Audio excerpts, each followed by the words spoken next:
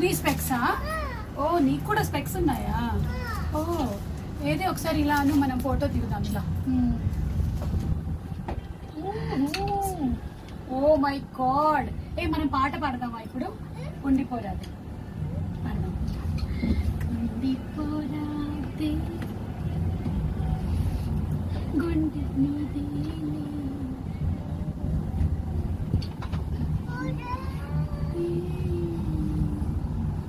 గుండె నీదే హత్తుకోరాదే